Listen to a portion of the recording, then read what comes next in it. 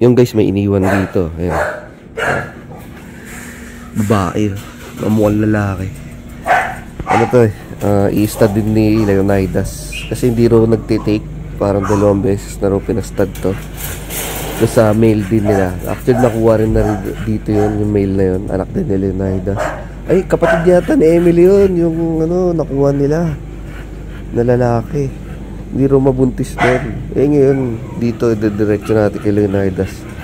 Si Leonidas yung ano eh, nakakabuntis ng mga hindi nagbubuntis eh. Kaya dito natin kay Leonidas namin susubukan. Ganda pa naman eh.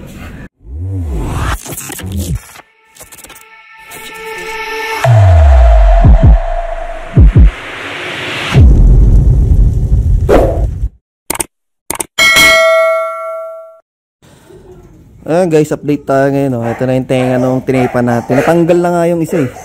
Oh, pero maganda na yung tayo. Oh. Medyo may konting ano na lang sugat, pero mabilis na yung gagaling. Siguro mga 2 days. Okay na yan. Sakto to sa Friday. Pati itong kabila tatanggalin na namin. Oh. Tanggalin ko muna. Pakita ko sa inyo kung anong naging itsura. Okay yan guys. So nilalangaw na. Daming langaw ngayon kasi umuulan-ulan. Ayan, okay na. Tayo na yung tenga niya. Maganda na yung pagkakatayo. Hindi na tumutumba ng pag ganun. Ngayon papaliguan na lang siya para malinis. Tapos para hindi langawin.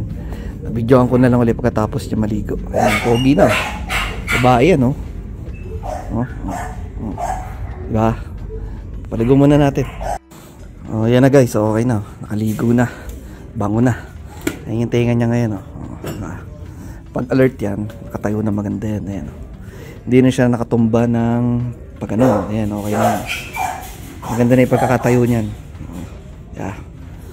Okay na yan. Ayan, yung konting ano na lang. Pero mabilis na yan. 2 days lang magaling na yan. Lalagyan ko na lang uli ng ointment para mas mabilis. Ayan. Okay na yan. Ganyan tenga niya. Hey! O, diba? O. Yung tenga niya. Choo! Choo! Pag nag-alert yan, titigas pa yan eh. Tatayo pa na maganda yan. Okay. Lagyan ko na lang ng tape dito na lang para nakaganyan siya. Ganyang tape na lang. Pero hindi ko nalalagyan ng straw. Ayan, ganyang tape na lang para okay. Oh, yan na guys, okay na. Nilagyan ko na ng ointment. Ayan, ng konting ointment para mas mabilis siya matuyo. Tapos ayan, tinipang ko. Ganyan lang. Para lang hindi siya tumupi. Hindi na bumalik yung pagkatupi niya. Ayan. Tape na ganyan lang para lang mapabrent yung ano, pagtupi niya. Para lang straight kasi tatayo naman na maganda yan. Once na hindi na tumutupi yun. Kasi di ba nakaraan tumutupi siya pag ganun. Yan para mapabrent. Titigas na yan pag ganyan. Maganda na magiging tayo ng tenga niyan. Ito, ganda na yan. Ayan. O, diba? O, diba? Maganda na. Okay, ayos. Hey! Hey! Ganda na yung tayo ng tenga niya. Pogi na. Okay, deliver tayo aso. Ito na yung female. Mga aso. Video ko lang itong aso ni sir. Parehas lalaki. Isang chocolate, isang brindle. Okay, sir Howard Webb. Ito yung bago niyang aso na babae, oh. Si Chara ni Leo. Ayun guys, may bisita ako. Ayan, oh. Dito sa Tails, oh. Ganda, oh. Mature na. Kukunin namin ng similya. Meron siyang ista din dito na Frenchie red. Ayan, oh. Para ma-proven si Tails. Ganda na ito ngayon, oh. Boy! Na kay Brother Rafael to, sa RY4 Bullies. Pagka gusto nyo gamitin, message nyo lang yung page nila, RY4 Bullies. Lumambot. Stud session kami kay Tails, oh. Bawal pakita ng pototoy. Second stud session. Ayun yung female, oh. Shoutout sa female ni Boss Yob. So, meron dito isa pang chick si Tails, oh. Blue try. Waiting mag-hit ulit. Tapos na ito yung ano, nakuha namin, oh. What to wear. At dito nagpe-press. Pick up ako ng uniform namin sa basketball. Dito yung pagawaan nila. Pinaka warehouse factory. Dami. Sticker, gumagawa rin ba kayo mga sticker? Ayun pala pagka papagawa ko rin mga sticker. Magaling na tayong artist na, magaling mag-sticker yan. Actually may logo na ako. Piprint na lang naman yun eh. So, pwede rin pala rito guys, sa What to Wear. May Facebook page sila, ganyan din. What to Wear, search nila. Tama ba? What to Wear din, Facebook page nyo? Whattowear.ph. Whattowear.ph. Yan guys, nakauwi na tayo. Ito dami kong mga pinik. Ayan puno yung top box ko. 6 na team. Ito yung uniform namin Missouri Picks. Kulay pink. Pantropico. Tapos yung number matindi. Pantropico. Kulay pink. Tapos ang short, tingnan niyo ang short. Pantropico din. Mutik na yan. Pantropico. Ayan, pero maganda yung pagkakagawa ni What to Wear dito. Pagka gusto niyo nung paggawa sa kanila ng mga t-shirt, kahit anong pwedeng suotin, pwede sa kanila. PM nyo lang yung page nila, yung whattowear.ph. Dito lang yung sa may Taytay, murang-mura. Mura lang paggawa ko dito. Siyempre may discount pa, diba? Okay, thank you Boss Francis. Yung guys may iniwan dito. Ayan. Babae, mamukhang lalaki. Ano to i-stud din ni Leonidas. Kasi hindi raw nagtitake. Parang 2 beses na raw pinastad to. So sa mail din nila. Actually nakuha rin na rin dito yun. Yung mail na yun. Anak din ni Leonidas. Ay kapatid yata ni Emily yun. Yung nakuha nila na lalaki. Hindi raw mabuntis doon. Ngayon dito diretso natin kay Leonidas. Si Leonidas yung nakakabuntis ng mga hindi nagbubuntis. Kaya dito natin kay Leonidas namin susubukan. Ganda pa naman Kasi siguro sobrang lapad lang din niya. Sobrang laki ng katawan kaya hindi masyadong hindi pa agad nagbubuntis. Pero kaya yan. Kaya ni Leonidas yan. I-diet lang ng konti. Magbubuntis yan. Ganda Ayo guys, update tayo kay Gian. Siya ay 60 na pala siya ngayon, 64 days from first stud. Ayan maasa kami nalalaki pa siya kaso wala nung di talaga nag-take. Yan, bawi tayo susunod. Si Mr. Olympia yung stud sa kanya, sayang. Bali, pag nag-hit uli siya, balik na lang natin. Meron naman tayong back stud dun. Ayan Yan. Tapos si Uma rin. Yan namin. Pakita ko sa inyo si Uma. Pero ito wala na to. Si Uma, meron siyang pag-asa pa. Ang due date ni Uma sa meron pa siyang 10 days. Sana medyo lumaki pa yung tiyan ni Uma. Pero itong si Gian, wala na talaga to. Kaya once a day na lang uli namin ang kain niya. Yun, once a day na lang uli kasi 2 times na pinapakain pagka ganitong mated. Kaso wala, negative.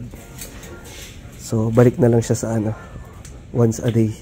Tapos ayan, diet uli namin kasi medyo kumapal nga siya. Pero actually yung katawan niya ngayon sakto lang naman. Pero once a day na lang namin kain yan. Para sa next hit niya, condition na uli. Matagal-tagal siyang di naligo. Ngayon lang uli naligo yan Kaya medyo kailangan matagal makbag, bubalawan para yung sabon niya kumapit. Tapos may bibigay akong gamot sa kanila yung para sa garapata. Ito papakita ko sa inyo. Nabili ko to Saan na yung maka? Ito, yung index. Ito, pakita ko sa inyo itong index. Dito. Ito yung box ko ng mga gamot nila. Tsaka ng mga shampoo na gamot din. Ito. Ayan index. Ano to? Para sa mga tick and flea tsaka ibang mga parasite din. Pero ito, good for 1 month lang. Pero sobrang mura na ito. Parang 40 pesos lang yata isa. Kasi kung kukumpara mo doon sa mga Bravecto 1,400, good for 3 months. O dito ka na. Parang ano lang to, mura lang to. Parang mga gano'n, 45 pesos yata isa. Ayan, 45 pesos per month. So sa 3 buwan, magkano lang? Diba? Mga ano lang. Wala 150 lang. Tapos kaysa kumpara mo doon sa sa Bravecto na na 3 months, 1,400. Diba, laki ng difference. Alam ko mga ganun lang eh. Pero lang presyo. Check out nyo na lang. Alam ko mas mahal yata itong 8,000. Parang itong 8,000 yata 80 to eh.